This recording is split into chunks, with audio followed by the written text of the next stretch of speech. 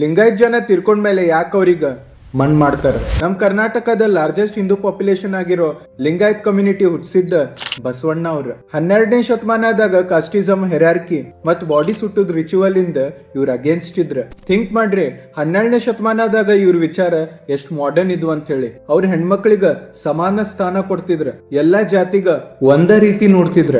ಅದಕ್ಕ ಅವ್ರ ಚರ್ಚೆ ಬ್ರಿಟನ್ ಪಾರ್ಲಿಮೆಂಟ್ ದಾಗೂ ಆತ.